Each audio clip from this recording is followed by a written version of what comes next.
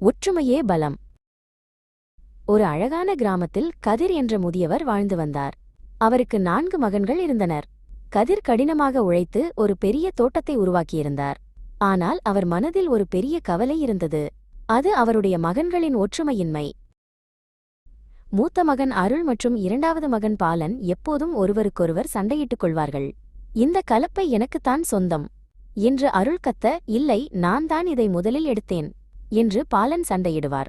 சிறிய விஷயங்களுக்கு கூட அவர்கள் மல்லுக்கட்டுவார்கள். மற்ற 2 மகன்களான செல்வனும் தினேஷும் இதற்கு சளைத்தவர்கள் அல்ல. தோட்டத்தில் விளையும் பழங்களை யார் அதிகம் பறிப்பது என்பதில் அவர்களுக்குள் பெரிய போட்டி நடக்கும். ஒருவருக்கொருவர் உதவி செய்வதற்கு பதிலாக மற்றவர் செய்வதை குறை சொல்வதிலேயே குறியாக இருப்பார்கள்.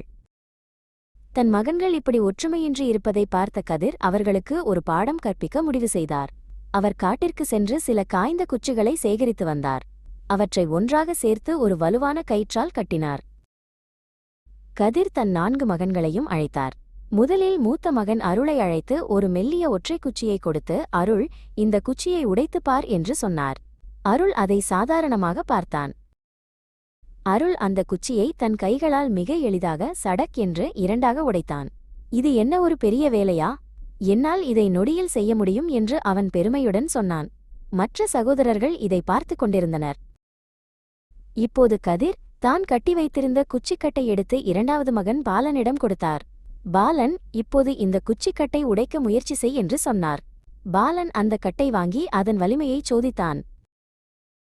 பாலன் தன் முழு பலத்தையும் பயன்படுத்தி அந்த கட்டை வளைக்க முயற்சி செய்தான். அவனது முகத்தில் வியர்வை அரும்பியது, நரம்புகள் புடைத்தன. ஆனால் அந்த கட்டு அசையவில்லை. அவனால் ஒரு குச்சியை கூட உடைக்க முடியவில்லை. அடுத்து செல்வனும் தினேஷும் முயற்சி செய்தனர். இருவரும் சேர்ந்து கட்டை பிடித்து இழுத்தாலும் அவர்களாலும் அதை உடைக்க முடியவில்லை. அப்பா, இது யாராலும் உடைக்க முடியாத அளவுக்கு வலிமையாக இருக்கிறது என்று அவர்கள் சலிப்புடன் கூறினர். கதிர் புன்னகைத்து மகன்களிடம் சொன்னார், பார்த்தீர்களா, நீங்கள் தனித்தனி குச்சியாக இருந்தால் எளிதில் உடைக்கப்படுவீர்கள். ஆனால் இந்த கட்டை போல நீங்கள் அனைவரும் ஒற்றுமையாக இருந்தால் உங்களை யாராலும் வீழ்த்த முடியாது. மகன்கள் தங்கள் தவறை உணர்ந்து கதிரை தழுவிக் கொண்டனர்.